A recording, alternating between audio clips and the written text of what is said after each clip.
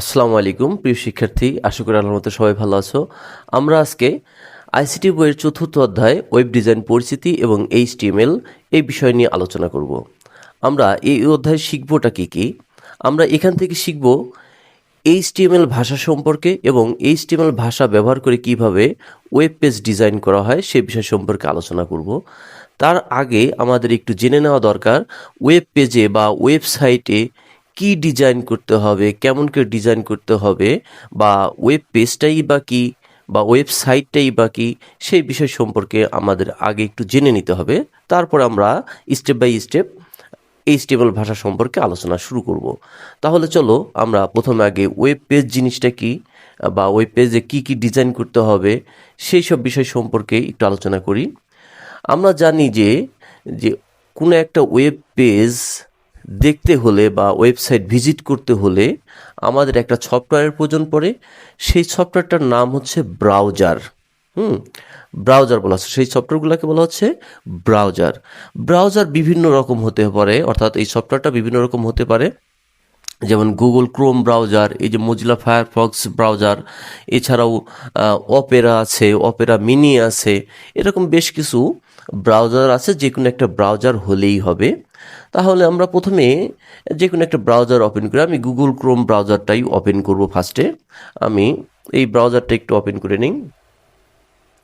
দেখো, ব্রাউজারটা ওপেন করলাম। ব্রাউজারটা ওপেন করার পরে এই যে আমার সামনে ব্রাউজারটা কিন্তু শো করছে।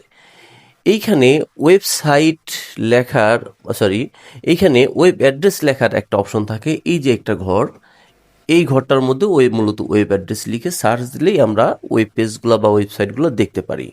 বা আমাদের কোনো ওয়েব অ্যাড্রেসের ঠিকানা যদি না জানা থাকে, তাহলে সেই বিষয় রিলেটেড কোনো শব্দ, এই যে গুগল লেখা আছে, গুগল সার্চের এই যে ঘর, এইখানে সেই শব্দ লিখে সার্চ দিলেই ওই বিষয় রিলেটেড যে ওয়েবসাইটগুলো আছে সেগুলো চলে আসে। যেমন তুমি ধরো সাপোজ এইচএসসি রেজাল্ট লিখে সার্চ দাও, তাহলেই এইচএসসি রেজাল্ট দেখার যে ওয়েবসাইট, সেই ওয়েবসাইটগুলো এখানে দেখাবে।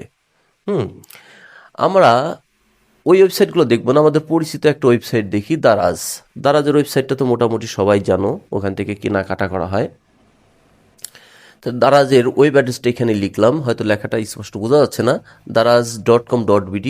এই ওয়েব অ্যাড্রেসটা এখানে লিখে আমি যদি সার্চ দেই, তাহলেই আমার সামনে কিন্তু দারাজের ওয়েব পেজটা চলে আসবে। এখন এটাই হচ্ছে ওয়েব পেজ। এটা কার ওয়েব পেজ? দারাজের।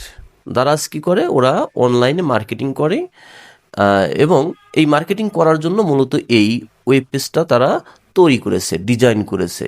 আমরা যদি একটু নিচের দিকে যাই, তাহলে দেখো এখানে তাদের প্রোডাক্টের ছবিগুলো দেয়া আছে, প্রোডাক্টের নাম দেয়া আছে, প্রাইস দেয়া আছে। এই যে বিষয়গুলা এখানে সুন্দরভাবে উপস্থাপন করে এই পেজটা ডিজাইন করা হয়েছে। আমাদেরও মূলত এই ডিজাইনগুলোই শিখতে হবে। যে কিভাবে একটা বিষয়কে সুন্দরভাবে উপস্থাপন করার জন্যে কি প্রয়োজন হতে পারে। যেমন দারাজ কি করেছে, তাদের প্রোডাক্টগুলোকে সুন্দরভাবে উপস্থাপন করার জন্যে প্রোডাক্টের ছবি ব্যবহার করছে, প্রোডাক্টের নাম ব্যবহার করছে, প্রাইসটা ব্যবহার করছে। এখন এইখানে তাহলে আমাদের শেখার বিষয়টা কি, যে কিভাবে ওয়েব পেজে ছবি সেট করা যায়, কিভাবে ছবিগুলো সুন্দরভাবে সাজানো যায়, কিভাবে লেখা যায় ওয়েব পেজে, এবং কিভাবে লেখার কালার করা যেতে পারে, কিভাবে লেখাকে ছোট বড় করা যেতে পারে। যেমন দেখো, একটু উপরে দিকে যাই, এই যে এই লেখাটা দেখো, এই লেখাটা কিন্তু অনেক বড় করে লেখা, এই লেখার কালার একরকম, এই লেখাটার কালার আর এক রকম, এটার সাথে এই লেখার সাইজটা ছোট বড়। তার মানে আমাদের এখানে একটা জিনিসকে বা একটা বিষয়কে সুন্দরভাবে উপস্থাপন করতে হলে সেটা লাগতে পারে ছবি, লাগতে পারে সুন্দরভাবে লেখা, বা একটা টেবিলের প্রয়োজন হতে পারে, একটা লিস্টের প্রয়োজন হতে পারে, এরকম বিভিন্ন বিষয় প্রয়োজন হতে পারে একটা বিষয়কে সুন্দরভাবে উপস্থাপন করার জন্যে। তো আমাদের এখন এখানে মূলত শিখবোটা কি? মূলত শিখবো যে কিভাবে লিখতে হয় ওয়েব পেজে, আবার কিভাবে এই লেখাগুলোকে যে ছোট বড় করা যেতে পারে, যে বিভিন্ন সাইজের লেখা, আবার এই লেখাটা দেখি একটু বাঁকা করে লেখা, কিন্তু এই লেখাটা কিন্তু সোজা করে লেখা। কিভাবে লেখাকে বাঁকা করা যেতে পারে, কিভাবে লেখার নিচে আন্ডারলাইন করা যেতে পারে, কিভাবে লেখাকে কালার করা যেতে পারে, কিভাবে ছবিটা সেট করতে হয় ওয়েব পেজে, কিভাবে একটা টেবিল সেট করতে হয়, কিভাবে লিস্ট সেট করতে হয়, এই সব বিষয়গুলো আমাদের মূলত শিখতে হবে। তাহলে আমরা মূলত এটুকু বুঝতে পারলাম যে ওয়েব পেজ জিনিসটা কি, ওয়েব পেজের ডিজাইন করতে হবেটা কি, এই বিষয়গুলো আমরা জানলাম। আমাদের এই বিষয়গুলো আস্তে আস্তে আরও বিষয় ক্লিয়ার হবে। তো এখন আমরা প্রথমে যে জিনিসটা শিখবে, একবারেই তো তুমি আর এইচটিএমএল এর কোড দিয়ে একবারে মুহূর্তের মধ্যেই ছবি সেট করা, লেখা শেখা, টেবিল তৈরি করা শেখা, এটা একবারে শিখতে পারবা না। আস্তে আস্তে আস্তে আস্তে স্টেপ বাই স্টেপ আমরা শিখবো।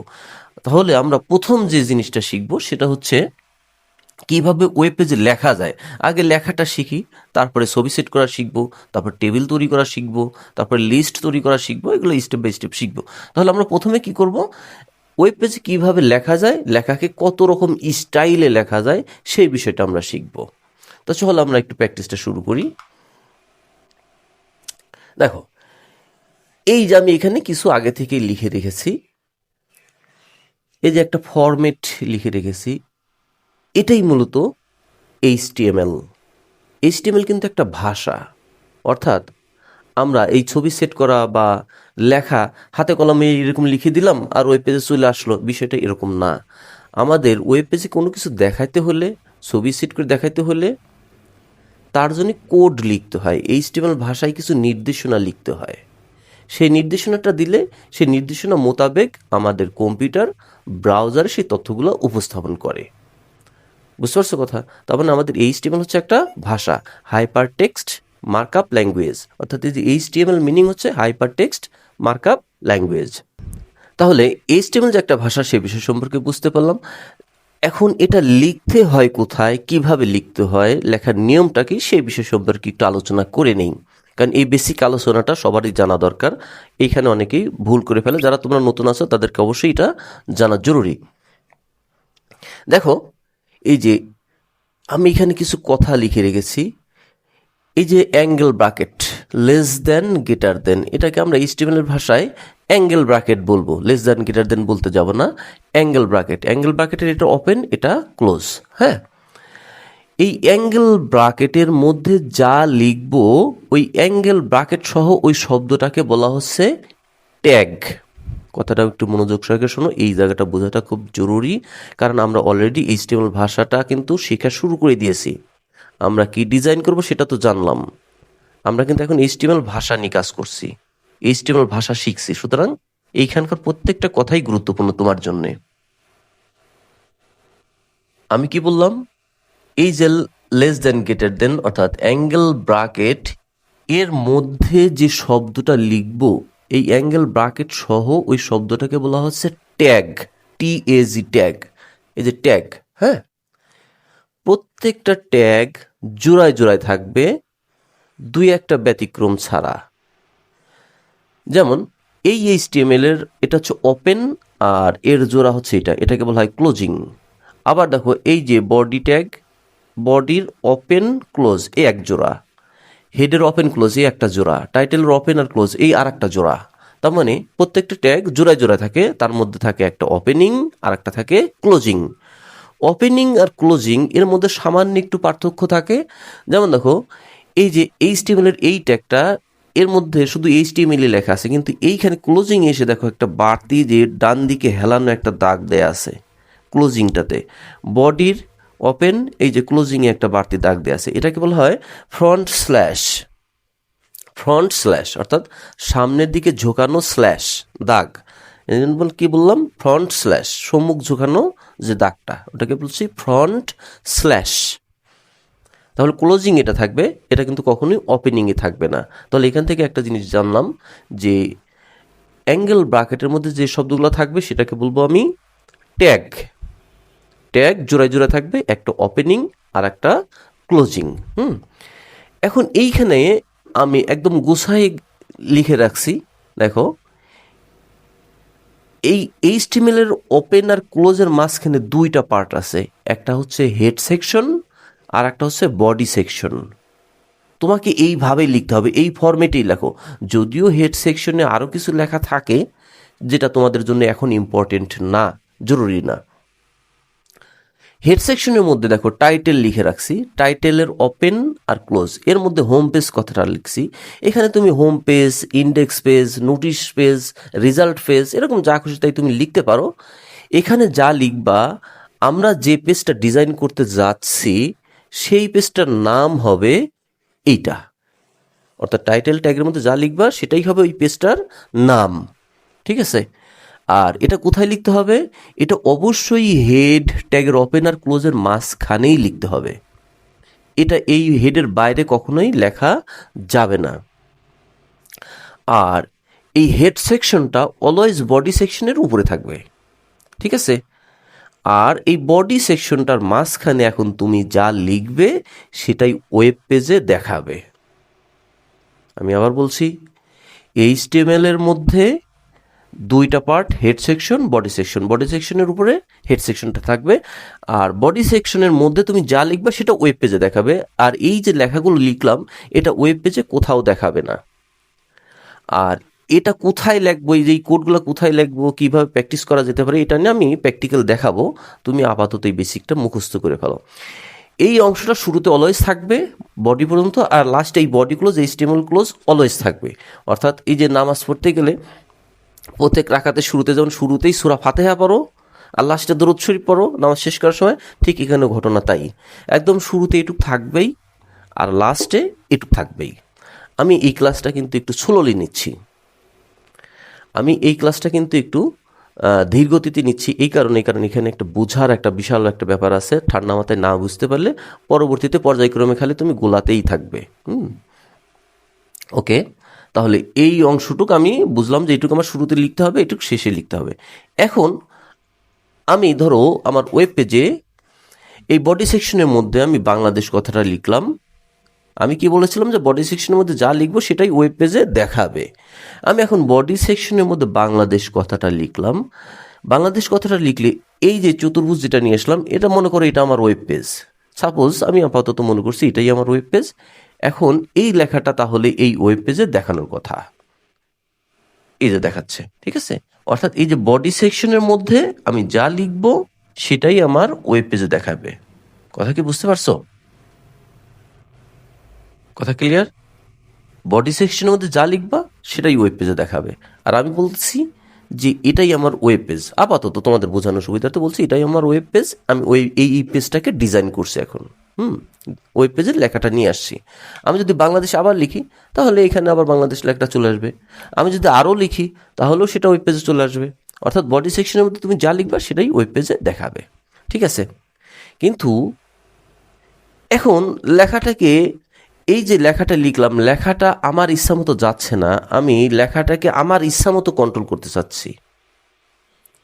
এইরকম যদি কন্ট্রোল করতে চাই তাহলে কেমন হবে? ধরো সাপোজ আমি এই বাংলা লেখাগুলো উপর থেকে নিচের দিকে সাজাতে চাচ্ছি। যেমন এই লেখাটা একদম সিরিয়ালি চলে গেছে, তাই না? কিন্তু আমি চাচ্ছি যে এই বাংলার নিচে এই বাংলা আসুক, এই বাংলার নিচে এই বাংলাটা আসুক, এইভাবে। ডান দিকে জায়গা থাকা সত্ত্বেও ডান দিকে যেন আর লেখা না থাকে, লেখাটা যেন পর্যায়ক্রমে নিচের দিকে আসে, এইরকম চাচ্ছি। এইরকমভাবে যদি লেখাটা উপস্থাপন করতে চাই তাহলে কি হবে? দেখো তো এখানে একটা ঘটনা খেয়াল করো যে এই বাংলা লেখাটা তো এখানে আটার মতো জায়গা ছিল, তারপরও এখানে আসলো না। আসলো কোথায়? এর নিচে। তার মানে কি এই লাইনটা এখান থেকে ব্রেক হয়ে গেছে, ভেঙে গেছে। লাইনটা ভেঙে এই লাইনটা আবার নিচে চলে আসছে। আবার এই লাইনটা এখান পর্যন্ত আসার পরে আবার এখান থেকে ভেঙে গেছে, ভেঙে নতুন এই লাইনটা আবার এখানে চলে আসছে। অর্থাৎ লাইনটা ব্রেক হয়ে গেছে, ভেঙে গেছে। এই যে লাইনটা ভেঙে নিচে নিয়ে আসলাম, এখান থেকে ভেঙে নিচে নিয়ে আসলাম, এই লাইন ভেঙে ভেঙে নিচে নিয়ে আসার জন্য একটা ট্যাগ আছে, যে ট্যাগটার নাম হচ্ছে ব্রেক ট্যাগ। তাহলে আমি এইভাবে লেখাটা যদি উপস্থাপন করতে চাই তাহলে তার জন্য আমি কিভাবে এখানে কোডগুলো লিখব, HTML ট্যাগগুলো কিভাবে লিখব হচ্ছে এইভাবে। দেখো বাংলার পরে বিআর নামে একটা ট্যাগ, বিআর মিনিং ব্রেক, তারপরে আবার বাংলা, আবার ব্রেক, আবার বাংলা। এতে কি হবে? এই লেখাটা কিন্তু এইটা, ভালো করে খেয়াল করো, এই লেখাটা কিন্তু এইটা বাংলা এই পর্যন্ত আসলো, এখান থেকেই ব্রেক ট্যাগটা দিয়েছি। এতে কি হবে? এরপরেই লাইনটা ভেঙে যাবে, ভেঙে এই লেখাটা এর নিচে চলে আসবে। কারণ এই যে ব্রেক ট্যাগ নির্দেশনার কারণে কম্পিউটার ধরে নিবে যে লাইন আর এদিকে আগানো যাবে না, এই লাইনটা বা নতুন লাইন থেকে শুরু হবে। এই হচ্ছে ব্রেক ট্যাগের কাজ। কথা কি বুঝতে পারলে? আর ওই যে আমি প্রথমে একটা কথা বলছিলাম, ভালো করে খেয়াল করো, যে প্রত্যেকটা ট্যাগ জোড়ায় জোড়ায় থাকে, দুই একটা ব্যতিক্রম ছাড়া। এই হচ্ছে সেই ব্যতিক্রমের একটা। এর কিন্তু কোনো জোড়া নাই, এ সিঙ্গেল। এদের সবাই জোড়ায় জোড়ায় আছে, কিন্তু এটাই সিঙ্গেল, এর কোনো ক্লোজিং নাই, এ শুধু ওপেনিং, ক্লোজিং নাই কোনো। এই ব্রেকটাকে যেখানে দিবা ও সেখান থেকে লাইনটা ভেঙে আবার নতুন লাইন শুরু করবে। যে এই লাইনটার ঘটনাটা যেমন এইখানে ঘটছে। আশা করছি ব্রেক ট্যাগ সম্পর্কে বুঝতে পারছো। আমরা তাহলে একটা ট্যাগের ব্যবহার শিখলাম, আমরা আরও কিছু ট্যাগের ব্যবহার আস্তে আস্তে একটু শিখি। আজকে ক্লাসটা অবশ্যই একটু লং হতে যাচ্ছে, কিন্তু ধৈর্য সহকারে তোমাকে অবশ্যই এই ক্লাসটা দেখতে হবে। অবশ্যই ধৈর্য সহকারে এই ক্লাসটা দেখতে হবে, তাহলেই মোটামুটি একটা HTML সম্পর্কে একটা কনসেপ্ট তোমার দাঁড়ায় যাবে। তারপরে আমরা আস্তে আস্তে আর একটু আপডেট জিনিসগুলো শিখবো। আমি পেজটাকে আবার একটু গুছাই নিলাম, আগেরগুলোকে বাদ দিয়ে দিলাম। ব্রেক ট্যাগের কাজটা তো শিখলাম ওখান থেকে, তাই না? আমি এই যে বডি ট্যাগের মধ্যে আবার বাংলাদেশ কথাটা লিখলাম, এই বাংলাদেশ লেখাটা এখানে নর্মালি চলে আসলো। আমি আর একটা লেখা এখানে লিখবো, যার কারণে এখানে একটা ব্রেক ট্যাগ দিয়ে লাইনটাকে ভেঙে এখানে নিয়ে আসবো। ব্রেক ট্যাগ দিলাম। এখন আমি এই লেখাটা এর নিচে, এই নিচেটা, এই বাংলাদেশ লেখাটা একটু বোল্ড করে মোটা মোটা করে লিখতে চাচ্ছি। আমার উদ্দেশ্য হচ্ছে এটা, যে আমার ওয়েব পেজে বাংলাদেশ লেখাটাকে একটু মোটা করে লিখতে চাচ্ছি, বোল্ড করে, যাকে বলা হয় বোল্ড। দেখো তো এটার মধ্যে পার্থক্য আছে না? এটা নর্মালভাবে লেখা, এটা কিন্তু একটু বোল্ড করে লেখা। তো এইভাবে যদি আমি লেখাটাকে দেখাতে চাই, তার জন্য আমি কি করব? বি নামে একটা ট্যাগ, এই যে বি মিনিং বোল্ড। এই বি ট্যাগের ওপেন আর ক্লোজ এটা কিন্তু জোড়ায়। ব্রেক যেমন সিঙ্গেল, কিন্তু এটা জোড়া জোড়া কিন্তু, ঠিক আছে? ব্রেক শুধু লাইনটা ভেঙে দিবে, কিন্তু এই বি ট্যাগ জোড়ায় থাকবে অলওয়েজ। এই বি ট্যাগের ওপেন আর ক্লোজ এর মাঝখানে তুমি যতটুকু লিখবা ঠিক ততটুক লেখা বোল্ড হবে। আমি আবার বলছি, বি ট্যাগের ওপেন আর ক্লোজ এর মাঝখানে তুমি যতটুকু লিখবা ঠিক ততটুকু লেখা বোল্ড হবে। এই বি ট্যাগের বাইরে যদি তুমি কিছু লেখো, সে লেখাটা কিন্তু আর বোল্ড হবে না। এই হচ্ছে বি ট্যাগের কাজ।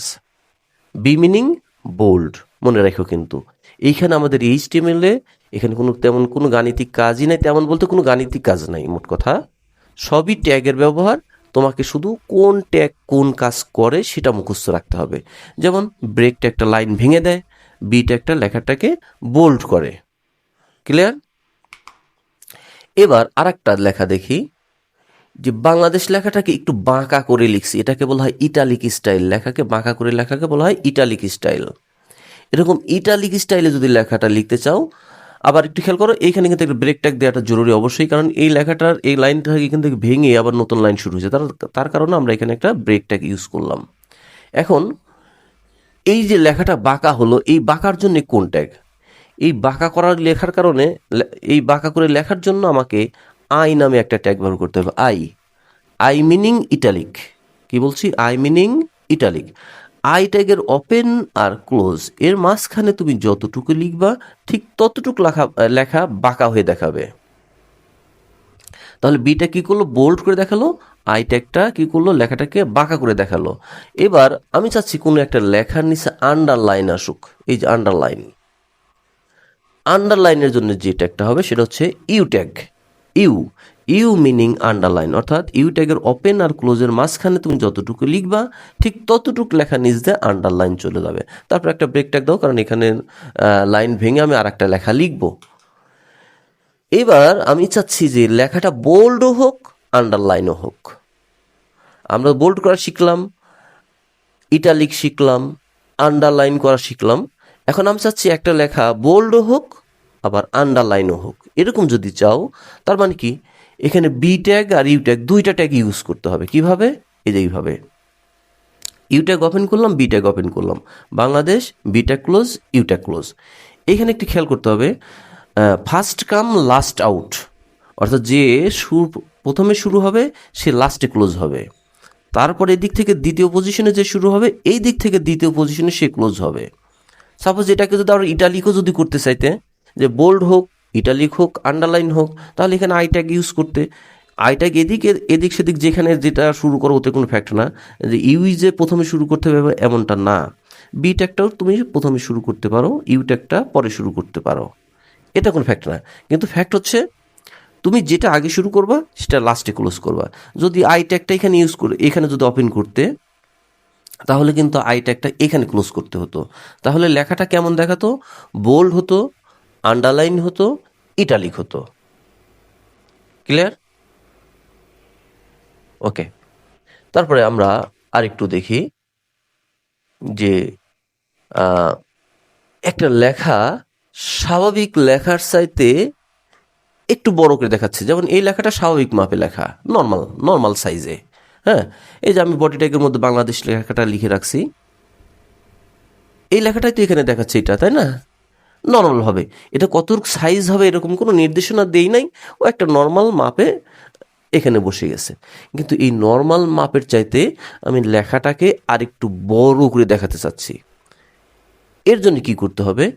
এর জন্য বিগ নামে একটা ট্যাগ আছে। বিগ বিগ বিগ মিনিং তো বড়, সেটা তো সবাই জানি। বিগ ট্যাগের ওপেন আর ক্লোজের মাঝখানে তুমি যতটুকু লিখবা সেই লেখাটা কি হবে?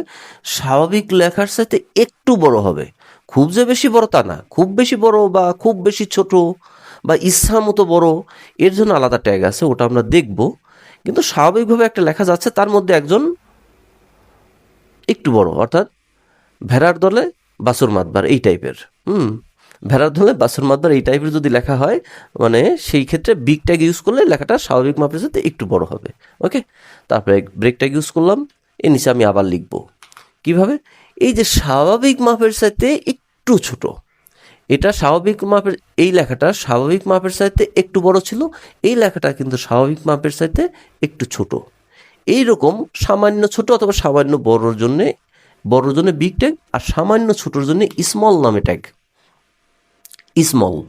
স্মল ট্যাগটা ইউজ করো, ওপেন ক্লোজের মাঝখানে লেখো, লেখাটা স্বাভাবিকের সাথে একটু ছোট হয়ে যাবে। তারপরে আমি চাচ্ছি এই যে একটা লেখার মাঝখান দিয়ে কাটা চিহ্নটা থাক। দারাজের ওয়েবসাইটটা খেয়াল করছো কিনা জানি না, যে প্রায় প্রতিটা প্রোডাক্টের নিচেই একটা প্রাইস দেখবা যে কাটা থাকে, আর একটা তার নিচে মেইন প্রাইসটা লেখা থাকে। ধরো একটা প্রোডাক্টে লেখা আছে 100 টাকা, 100 টাকা কেটে দেওয়া আছে, আর নিচে লেখা আছে 80 টাকা। দিয়ে বোঝাচ্ছে যে আগে এই প্রোডাক্টটার দাম ছিল 100 টাকা, এখন এই প্রোডাক্টটার দাম হচ্ছে 80 টাকা। এইটা বোঝানোর ক্ষেত্রের জন্য লেখার মাঝখান দিয়ে কী করছে? একটা দাগ টেনে কেটে দিছে। তো এইরকম কোনো পারপাসে আমাদের লেখার মাঝখান দিয়ে কাটার প্রয়োজন পড়ে। তো এরকম লেখার মাঝখান দিয়ে মানে লেখাটা দেখাবে বাট কেটে দেওয়া দেখাবে, মানে যেটা বোঝাতে চাচ্ছে যে এটার দাম ছিল এত, এখন এত বর্তমান। তো এইরকম কোনো লেখার মাঝখান দিয়ে দাগ টেনে কেটে দেওয়ার জন্য যে ট্যাগটার প্রয়োজন হয় সেটা হচ্ছে del tag. Del meaning delete. লেখাটার মাঝখান দিয়ে কেটে দেওয়া একটা দাগ হবে, এই যে এরকম একটা দাগ তৈরি হবে। হ্যাঁ, এটা হচ্ছে ডেল ট্যাগ। ডেল পুরো ডিলেট কিন্তু বানান করে লেখা যাবে না, তাহলে কিন্তু বাদ হয়ে যাবে, এটা নিঃসন্দেহে কেটে দেবে তোমার। কারণ এটাকে ওই ডিলেট থেকে শর্টকাট করে যারা বিজ্ঞানীরা, যারা এই স্টেমটা আবিষ্কার করছে, তারা এই শব্দটুকু রাখছে, বেশি বড় বানায় নাই। হ্যাঁ, ডেল ট্যাগ, ডেলের ওপেনার ক্লোজের মধ্যে এটা লিখলেই এর মাঝখান দিয়ে দাগটা চলে আসবে। আমি এই লেখাটা আর একবার দেখাচ্ছি, অর্থাৎ লেখার মাঝখান দিয়ে কেটে দেওয়ার জন্য মূলত আমাদের 3টা ট্যাগ আছে। হ্যাঁ, লেখার মাঝখান দিয়ে কেটে দেওয়ার জন্য 3টা ট্যাগ আছে। অন্যান্য ট্যাগ সবই একা, শুধু লেখার মাঝখান দিয়ে কেটে দেওয়ার জন্য 3টা ট্যাগ কেন ইউজ করছে আমি জানি না, এটা বিজ্ঞানীরা কাজ করছে, আমাদের এখন শিখতে হচ্ছে। যে কোনো একটা ট্যাগ ইউজ করলেই কিন্তু হতো, কিন্তু 3টা ট্যাগ। তাহলে একটা তো শিখলাম ডেল, আর একটা কি ট্যাগ? স্ট্রাইকের ওপেন আর ক্লোজের মাঝখান দিয়ে যা লিখবা সেটার মাঝখান দিয়ে কাটা হয়ে যাবে। আর একটা ট্যাগ হচ্ছে এস। স্ট্রাইক থেকে শর্ট করে আবার এস নিয়ে আসছে, এস এর ওপেন আর ক্লোজের মাঝখানে লেখার মাঝখান দিয়ে কেটে যাবে। তাহলে শুধুমাত্র লেখার মাঝখান দিয়ে কেটে দেওয়ার জন্য আমরা 3টা ট্যাগ শিখলাম। একটা হচ্ছে ডেল, একটা স্ট্রাইক, আর একটা হচ্ছে এস। স্ট্রাইকের শর্ট ফর্ম হচ্ছে এস। যে কোনো একটা দিলেই কিন্তু লেখার মাঝখান দিয়ে কেটে যাবে। তারপর আমাদের 3টাই শিখে রাখতে হবে, কারণ কোথায় কোন এমসিকিউতে চলে আসবে তার তো ঠিক নেই। আর এইখানে একটা কথা মনে রাখো, আমরা এই পর্যন্ত যতগুলো ট্যাগ শিখলাম সবকটা ট্যাগই কিন্তু ফরম্যাটিং ট্যাগ। এই ট্যাগগুলোকে একসাথে ফরম্যাটিং ট্যাগ বলা হয়। মনে রাখো যে আমরা এই পর্যন্ত যে কটা ট্যাগ শিখলাম সব কয়টাই ফরম্যাটিং ট্যাগ, অর্থাৎ bold, italic, underline, break, big, small, del, strike, S, এরা সবাই ফরম্যাটিং ট্যাগ। আমরা আরেকটু উদাহরণ দেখি। এইবার আমরা সাবস্ক্রিপ্ট, সুপারস্ক্রিপ্ট এবং সাবস্ক্রিপ্ট সম্পর্কে একটু শিখব। এটাও ফরম্যাটিং ট্যাগ। কি বললাম? সুপারস্ক্রিপ্ট এবং সাবস্ক্রিপ্ট, এটা সম্পর্কে একটু শিখব। সুপারস্ক্রিপ্ট কি এবং সাবস্ক্রিপ্ট কি? এটা ধরো আমার ওয়েব পেজে এই সূত্রটা লেখা আছে আর এই সংকেতটা লেখা আছে সালফিউরিক অ্যাসিডের। হ্যাঁ, এটা আমার ওয়েব পেজে দেখাতে হবে। এই অনুসারে এটা তৈরি করার জন্য আমার এখন কোড লিখতে হবে। এটা আমার ওয়েব পেজ এগুলো লেখা আছে, অর্থাৎ ওয়েব পেজ আমার এটাকে লিখতে হবে। এখন এইভাবে লিখতে হলে আমি এখন কোডের মধ্যে কি লিখব? এখন সুপারস্ক্রিপ্ট কোনটা আর সাবস্ক্রিপ্ট কোনটা এটা আগে জেনে নিতে হবে, তাহলে আমাদের লেখাটা ইজি হয়ে যাবে। সুপারস্ক্রিপ্ট দেখো, এই যে এ প্লাস বি ফার্স্ট ব্র্যাকেট, এগুলা নর্মালি সোজা লাইনে যাচ্ছে, কিন্তু ঠিক এর মাঝখানে এই দুইটা কিন্তু একটু স্বাভাবিক লাইন থেকে উপরে উঠে গেছে। আবার সমান চিহ্ন এ, এই টুটা স্বাভাবিক লাইন থেকে একটু উপরে উঠে গেছে, এই টুটা স্বাভাবিক লাইন থেকে একটু উপরে উঠে গেছে। যদি স্বাভাবিক লাইন থেকে কোনো লেখা যদি একটু উপরে উঠে যায় সেটাকে বলা হয় সুপারস্ক্রিপ্ট। আর যদি স্বাভাবিক লাইন থেকে একটু নিচে নেমে যায়, যেমন এই 2, এই 4, এরা স্বাভাবিক লাইনে, এই যে এইচ, এসও, এগুলো কিন্তু স্বাভাবিকভাবে লাইনে আগাচ্ছে, কিন্তু এটা একটু নিচে নেমে গিয়েছে, এটাকে বলা হয় সাবস্ক্রিপ্ট। এটা সুপারস্ক্রিপ্ট, এটা হচ্ছে সাবস্ক্রিপ্ট। যদি মনে না থাকে সুপারস্ক্রিপ্ট সাবস্ক্রিপ্ট এরকম যদি মনে না থাকে, তাহলে তোমরা এই স্টাইলে মনে রাখতে পারো, সুপারম্যান আর সাবমার্সেবল। সুপারম্যান সবসময় আকাশ দিয়ে ওড়ে, সাবমার্সেবল সবসময় মাটির নিচের দিকে যায়। তখন উপরেরটা সুপারম্যান, নিচেরটা সাবমার্সেবল। এভাবে কিন্তু মনে রাখতে পারো, ঠিক আছে? তো যাই হোক, আমরা সঠিকটাই মনে রাখার চেষ্টা করব যে উপরে গেলে এটাকে বলবো সুপারস্ক্রিপ্ট, আর নিচের দিকে গেলে বলবো সাবস্ক্রিপ্ট। মনে যদি না থাকে তাহলে ওই বিকল্প শব্দগুলো ইউজ করো। এখন ট্যাগটা হবে কেমন, কোডগুলো কেমন হবে? আমার এইটুক তো নর্মাল, এর তো কোনো ঝামেলা নেই, সুতরাং এইটুক আমি আগে নর্মালি লিখে নেব বডি ট্যাগের মধ্যে। এ প্লাস বি ফার্স্ট ব্র্যাকেট পর্যন্ত লিখলাম। লেখার পরই এই টুটা কি হয়েছে, উপর দিকে উঠে গেছে, তার মানে এই টুটা হয়ে গেছে কি সুপারস্ক্রিপ্ট হয়ে গেছে। তাহলে এই টুটাকে এখন সুপ, এই যে সুপ মিনিং সুপারস্ক্রিপ্ট, এই সুপ ট্যাগের ওপেন আর ক্লোজ এর মাঝখানে লিখতে হবে। এর মাঝখানে লিখলে এই দুইটা ট্যাগ মিলে কি করবে, এই দুইটাকে উপর উঠাই দিবে, ঠিক আছে? এখন এই সুপারের মধ্যে তুমি যতটুকু লিখবা ঠিক ততটুকু স্বাভাবিক লাইন থেকে উপরে উঠে যাবে। এখানে A B C X Y Z যাই থাক সেটাও যদি লেখো তাহলে সেটাও উপরের দিকে উঠে যাবে। এই হচ্ছে সুপার ট্যাগের কাজ। হ্যাঁ, এটাকে বলতে সুপার স্ক্রিপ্ট থেকে কিন্তু এই এসইউপি সুপ এটা নেওয়া হয়েছে, ঠিক আছে? এটা টুটাকে উপর উঠাই দিল। তারপরে এই যে সমান চিহ্ন, তারপরে এ, এটা নর্মাল লাইন, তাহলে আমি সমান চিহ্ন আর এটা লিখব। তারপরে আবার টুটা একটু উপরে উঠে গেছে, তার মানে ওই টুটাকে আবার সুপার ট্যাগের মধ্যে লিখতে হবে। এই যে সুপার ট্যাগের ওপেন আর ক্লোজের মাঝখানে লিখলেই এটা একটু উপরে উঠে যাবে। তারপরে plus 2 A B plus B এই পর্যন্ত পুরোটাই নর্মাল, তাহলে পুরোটাই আগে নর্মালভাবে লিখে নিতে হবে, plus 2 A B plus B. তারপরে এই টুটা কি হয়েছে, একটু উপরে উঠে গেছে, তার মানে ওই টুটাকে আবার সুপার ট্যাগের মধ্যে লিখতে হবে। এই যে লিখলাম, এতে কি হবে, টুটা উপরে উঠে যাবে। এইভাবে কোড লিখলে আউটপুটে এইভাবে দেখাবে। ওকে, যাক আমরা এখানে একটা ব্রেক দিয়ে দিই, কারণ এই লাইনটা ব্রেক করে আবার এটা শুরু হলো, এই জন্য একটা ব্রেক ট্যাগ এখানে জায়গা নেই, এই জন্য একটু নিচে লিখছি। হ্যাঁ, ব্রেক ট্যাগ দিয়ে এখন এইটা লেখা শুরু করব। প্রথমে এইচটা লিখব। এইচ লেখার পরে তারপরে টুটা কি হলো, একটু নিচে নেমে গিয়েছে না, এর জন্য এটাকে আমার কি করতে হবে, সাবস্ক্রিপ্ট থেকে সাব নামে ট্যাগ, সাবস্ক্রিপ্টের এই যে এসইউবি সাব, এই এসইউবি দিয়ে এই ট্যাগটার নামকরণ করা হয়েছে। এই সাব ট্যাগের ওপেন আর ক্লোজের মধ্যে টুটা লিখলে কী হবে, টুটা স্বাভাবিক লাইন থেকে একটু নিচে নেমে যাবে, এই টুটা নিচে নেমে গেল। তারপরে S2টা নর্মালভাবে লিখলাম। এখন 4টাকে আবার নিচের দিকে নামাতে হবে, এই জন্যেই 4কে আবার সাব ট্যাগের মাঝখানে লিখতে হবে, তাহলে 4টা নিচে নেমে যাবে। তাহলে এখান থেকে আমরা একটা শিখলাম, এটা কিন্তু প্রায় বোর্ড পরীক্ষায় আসছে, বহুবার আসছে, সুতরাং এটা সুন্দরভাবে তোমাকে একটু শিখতে হবে। আমি কি বললাম, সুপারস্ক্রিপ্ট লেখাটাকে উপরের দিকে উঠাবে আর সাবস্ক্রিপ্ট লেখাটাকে একটু নিচের দিকে নামবে। তাহলে তোমাকে মূলত এখানে মনে রাখতে হবে কি, যে কোন লেখাটা সাবস্ক্রিপ্ট আর কোন লেখাটা সুপারস্ক্রিপ্ট, এটা মনে রাখতে হবে। তাহলে এইটুকু মনে রাখলে কিন্তু আমাদের হচ্ছে। আর ট্যাগটার নাম সুপ আর সাব, হ্যাঁ, সাব হচ্ছে সাবস্ক্রিপ্ট, সুপ হচ্ছে সুপারস্ক্রিপ্ট। আমরা আর একটা উদাহরণ দেখি। এই উদাহরণটা কিন্তু একটু তুলনামূলক ক্রিটিক্যাল আছে, একটু খেয়াল করো।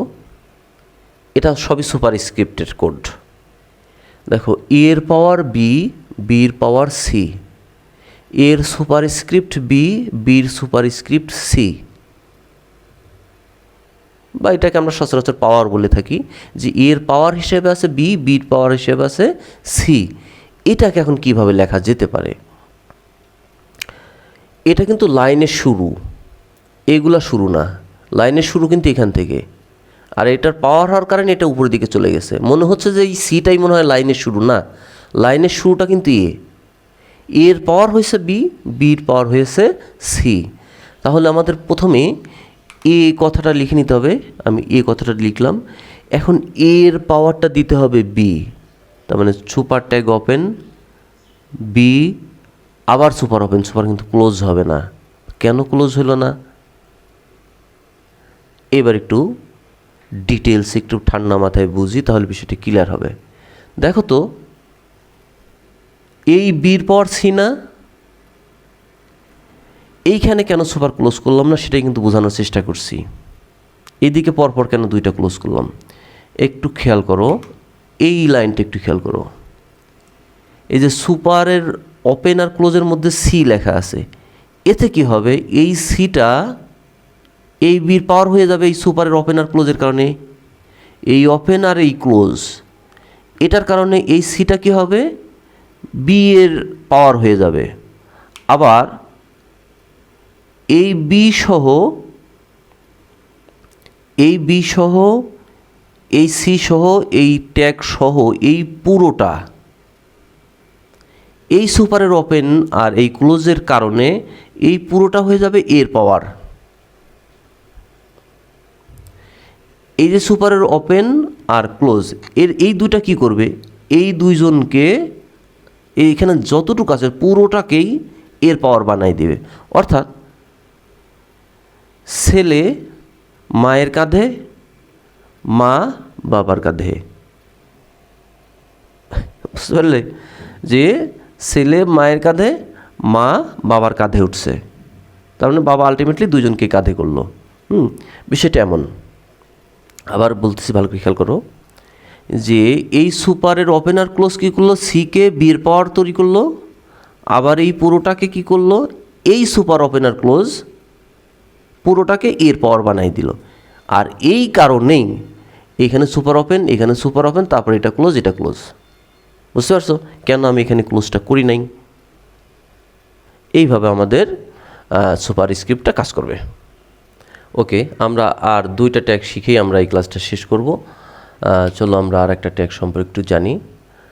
ধরো আমাদের ওয়েব পেজে এইরকম একটা অনেকটা টেবিল শেপের মতো, দেখো অনেকটা টেবিলের মতো, টেবিল হলে এখানে দাগগুলো থাকতো, টেবিলের দাগগুলো থাকতো, কিন্তু দাগ নেই, কিন্তু অনেকটা টেবিলের মতো করে লেখাগুলোকে গুছানো হয়েছে এখানে, যেমন নেম, রোল, জিপিএ দিয়ে, এটা নেমের ঘরে নেমের এই সিরিয়ালের নেমগুলো আছে, রোলের সিরিয়ালের রোল আছে, জিপিএর সিরিয়ালে জিপিএগুলো আছে। এই যে এইভাবে সুন্দরভাবে গুছায়ে তথ্য উপস্থাপন করছি এখানে উইদাউট টেবিল, কোনো টেবিল ছাড়া। হ্যাঁ, তো এখন এইরকমভাবে তথ্য যদি তুমি উপস্থাপন করতে চাও, তার জন্য এখানে বডি ট্যাগের মধ্যে কিভাবে লিখতে হবে। এখন তোমরা অনেকেই হয়তো চিন্তা করতেছো যে বডি ট্যাগের মধ্যে এরকম ফাঁকা ফাঁকা করে লিখে দেই, যে এরকম করে এইভাবে বডি ট্যাগের মধ্যে এরকম ফাঁকা ফাঁকা করে যদি গুছাই লিখে দেই তাহলেই এরকম চলে আসবে। না, তা আদৌ হবে না। কেন হবে না? কারণ তুমি এখানে যত গ্যাপই দাও আর এখানে যতই ব্রেক করো, HTML এটাকে বেশি গ্যাপ হিসেবে ধরবে না, ওটা গ্যাপ ওয়ান স্পেস হিসেবেই নেবে। অর্থাৎ দুইটা শব্দের মাঝখানে নর্মালি যতটুকু গ্যাপ থাকে ঠিক ততটুকু গ্যাপ নিয়ে দিবে, লেখাটা দেখাবে। আবার এখানে এই ডান পাশে যদি জায়গা থাকে লেখাটা এদিকে চলে আসবে। কিভাবে দেখাবে? দেখো এই যে এরকম তুমি এইভাবে কোড যদি লেখো তাহলে আউটপুটে আসবে এরকম। এইভাবে হুবহু কখনো আউটপুটে আসবে না। কেন? কারণটা হচ্ছে এই যে নেম, রোল, জিপি, আমি এদিকে অনেকখানি গ্যাপ দিয়ে কিন্তু দিছি, লিখছি এখানে ফাঁকা করে, যে এখানে অনেকখানি ফাঁকা করে লিখছি, কিন্তু নর্মাল স্পেসে সে দেখাবে। কোনো নির্দেশনা না থাকলে সে HTML কখনোই এতখানি গ্যাপ নিবে না। এতটুকু গ্যাপ না দিয়ে কি করবে, দুইটা শব্দের মাঝখানে যতটুকু গ্যাপ রাখা দরকার নর্মাল যে স্পেস, সেই স্পেসটা সে নিবে। আবার ডান দিকে যতটুকু জায়গা থাকবে সেই পর্যন্ত লেখাটা চলে যাবে। যেমন দেখো জিপি এর পরে লাইনটা ভেঙে আমি এখানে নিয়ে আসছি, কিন্তু এই আরাপ লেখাটা তো এখানে দেখানোর কথা, কিন্তু আরাপ আলটিমেটলি এই আমার ওয়েব পেজের ডান পাশে জায়গা পেয়ে গিয়েছে, সে ডান পাশে বসাই দিছে। আবার এইখানে আমি অনেকখানি গ্যাপ রাখছি, সে কিন্তু এতখানি গ্যাপ রাখে নাই। তার মানে তুমি হুবহু এইভাবে লিখলে আমার ওয়েব পেজে দেখাবে না। কিন্তু তাহলে এটা কি সমাধানটা? কি সমাধান? হচ্ছে প্রি ফরম্যাটেড ট্যাগ। এই ট্যাগটা ইউজ করতে হবে। অর্থাৎ প্রি থেকে এই প্রি ট্যাগের মধ্যে যদি তুমি এই স্টাইলে লিখে দাও, প্রি ওপেন ক্লোজ, এর মাঝখানে তুমি এই স্টাইলে লিখলে ওয়েব পেজে এই স্টাইলেই শো করবে। এই হচ্ছে কাজ, এই হচ্ছে সিস্টেম। অর্থাৎ এটাকে বলা হচ্ছে প্রি ফরম্যাটেড, পূর্বের ফরম্যাটকৃত। অর্থাৎ কোডের মধ্যে আমি যে ফরম্যাটে লিখে দেবো প্রি ট্যাগের মধ্যে, ঠিক ব্রাউজারে সেইভাবেই দেখাবে। তখন আর এইখানে আবার ব্রেকেরও প্রয়োজন হবে না। আবার এখানে যতটুকু স্পেস ব্যবহার করছি এর জন্য আলাদা কোনো নির্দেশনা দিতে হবে না, অটোমেটিক্যালি সেইভাবে চলে আসবে। এখানে আমি যতটুকু স্পেস নেব ততটুকুই দিবে। কার কারণে? প্রির কারণে। কারণ কম্পিউটার ব্রাউজার তখন ধরে নিবে যে প্রি ট্যাগের মধ্যে যেভাবে সাজানো আছে আমাকে সেভাবেই দেখাতে হবে। কিন্তু এই ট্যাগটা যদি না দাও, ও এখানে এতখানি স্পেস রাখবেও না, এইখানে কোনো ব্রেক করবে না লাইন। আলটিমেটলি এইখানে যেভাবে লিখবা ব্রাউজারে একটা ভেঙে ছুটে শেষ করে দিবে। অর্থাৎ প্রি ফরম্যাটেড ট্যাগের মধ্যে তুমি যেভাবে লিখবা আউটপুটে ঠিক সেইভাবে প্রদর্শন করবে, না হলে ব্রাউজার তার নিজের ইচ্ছা মতো পাবলিশ করে দেবে, অর্থাৎ ওয়েব পেজে দেখাবে। ওকে, আর একটা ট্যাগ সম্পর্কে তোমাদেরকে দেখাবো, সেটা হচ্ছে প্যারাগ্রাফ ট্যাগ সম্পর্কে তোমাদের একটু জানাতে চাচ্ছি। এটা খুবই সিম্পল একটা ট্যাগ, এটার ব্যবহার নাই বললেই চলে। দেখো আমি বডি ট্যাগের মধ্যে লিখলাম কীভাবে, অনেকটা প্যারাগ্রাফ আকারে লিখছি, তাই না? এই যে একটা প্যারা, আমরা অনেক সময় যে রচনা লিখতে গেলে প্যারা আকারে লিখি না, প্যারা করে। এই একটা প্যারাগ্রাফ বা এই একটা প্যারা, এই একটা প্যারা, আর দুইটা প্যারার মাঝখানে কিন্তু অনেকখানি গ্যাপ আছে, তাই না? একটা লাইন যেখানে শেষ হবে সেটা লাইনটা সেখানেই শেষ, এরপরে যেন আর কোনো লেখা না আসে। আমরা এইভাবেই তো প্যারাগ্রাফটা তৈরি করি, তাই না? সেই ক্ষেত্রে আমি যদি কোনো ট্যাগ ইউজ না করি, প্যারাগ্রাফ তৈরি করার জন্য যদি কোনো ট্যাগ ইউজ না করে, যদি বডি ট্যাগের মধ্যে আমি কী করলাম, কোড লেখার সময় সুন্দর করে মনের মাধুরী মিশাইয়ে প্যারাগ্রাফ তৈরি করে লিখে দিলাম, কিন্তু ব্রাউজারকে আর এই কথা শুনবে? এতখানি গ্যাপ রাখবে? এইখানে কি এতখানি জায়গা রাখবে না। ওই যে প্রি ফরম্যাটেড ট্যাগে কিন্তু আমরা জানছি কীরকমভাবে দেখাবে, এই যে সব মিলায়ে একটা প্যারাগ্রাফ সে বানায় ফেলবে। যতটুকু পর্যন্ত ডান পাশে জায়গা থাকবে ততটুকু পর্যন্ত সে লেখা নিয়ে যাবেই। আমি যে এইদিকে সুন্দর করে গাছায়ে আমি লিখলাম, এখানে গ্যাপ রেখে লিখলাম, কিন্তু ব্রাউজার সেটা শুনবে না। কারণ ব্রাউজার কখনোই এই এতটুকু গ্যাপ সে রাখবে না। এখানে জায়গা পাইলেই, এইখানে জায়গা আছে না, এই বাংলাদেশকে নিয়ে এখানে বসাই দিবে, এতখানি জায়গা সে গ্যাপ রাখবে না। কিন্তু যদি আমি গ্যাপ রাখতে চাই তাহলে তা কী করতে হবে? তাহলে আমাদের আউটপুট ওই কোড ছাড়া এভাবে দেখাচ্ছে। কিন্তু আমি যদি ওই সেম প্যারাগ্রাফের মতো করে দেখাতে চাই তাহলে কী করতে হবে? P tag, P meaning paragraph. অর্থাৎ এই যে একটা পি ওপেন করলাম, একটা পি ক্লোজ করলাম, তার মধ্যে যতটুকু লেখা দরকার তুমি লিখলে। প্যারাগ্রাফ ডিজাইন তোমাকে করতে হবে না। তোমার যতটুকু লেখার উদ্দেশ্য তুমি ততটুকু প্যারাগ্রাফ ট্যাগের মধ্যে লিখে দাও, ব্রাউজারে অটোমেটিক নিজের মতো করে একদম সুন্দর করে প্যারাগ্রাফ তৈরি করে দেখাবে। আমি আর একটা পি ট্যাগ ওপেন করে এর মধ্যে আরও কিছু লিখে রাখলাম, লেখার পরে এইবার যদি ব্রাউজার দেখো ব্রাউজার কিন্তু ওয়েব পেজে সুন্দর করে প্যারাগ্রাফ তৈরি করে যতটুকু স্পেস রাখা দরকার, লাইনটা যেখানে লেখা শেষ হয়ে যাবে সেখানেই স্টপ করে দেবে, এই লাইনকে এখানে নিবে না, না নিয়ে আবার নতুন প্যারাগ্রাফ তৈরি করবে। এইভাবে ব্রাউজার নিজে থেকেই প্যারাগ্রাফ তৈরি করে উপস্থাপন করবে। এই হচ্ছে পি ট্যাগের কাজ, অর্থাৎ পি ট্যাগের কাজ হচ্ছে প্যারাগ্রাফ তৈরি করা। আর দুইটা প্যারাগ্রাফের মাঝখানে কিন্তু ফাঁকা রাখবে সে। প্যারাগ্রাফ একসাথে দুইটা কাজ করে, এক লাইন ব্রেকের কাজটা করে দেয়, আর একটা হচ্ছে দুইটা প্যারাগ্রাফের মাঝখানে গ্যাপ তৈরি করে দেয়। কিন্তু ব্রেক ট্যাগটা কিন্তু এই কাজ করে না, ব্রেক ট্যাগ জাস্ট লাইন ভেঙে দিবে, কিন্তু দুইটা প্যারাগ্রাফের মাঝখানে কোনো গ্যাপ তৈরি করবে না। আমি যদি এইখানে এই কোডের মধ্যে এইখানে যদি আমি প্যারাগ্রাফ ট্যাগ ইউজ না করে আমি যদি জাস্ট এখানে লাইনটা ব্রেক করে দিতাম, তাহলে আউটপুটে কি হতো, আউটপুটে এই বাংলাদেশ লেখাটা লাইনটা এখান থেকে ভেঙে যেত, কিন্তু এই লেখাটার মাঝখানে এতটুকু গ্যাপ থাকতো না, এই লেখাটা এইখান থেকে শুরু হতো। এই যে এইরকম দুই লাইনের মাঝখানে যতটুকু গ্যাপ আছে ঠিক ততটুকু গ্যাপ নিয়ে লেখাটা শুরু হতো। কিন্তু প্যারাগ্রাফ পি ট্যাগটা কী করবে, দুইটা লেখার মাঝখানে প্যারাগ্রাফ তৈরি করার জন্য যতটুকু গ্যাপ দরকার ততটুকু গ্যাপ সে রাখবে। এ হচ্ছে পি ট্যাগের কাজ। যাই হোক, আজকের ক্লাসটা অনেক লং হয়ে গেল। শুরুর ক্লাসটা সব, আর আমরা এই পর্যন্ত যা শিখলাম সবগুলো ফরম্যাটিংটা কিন্তু মনে রাখো। সবাইকে অসংখ্য ধন্যবাদ। আল্লাহ হাফেজ।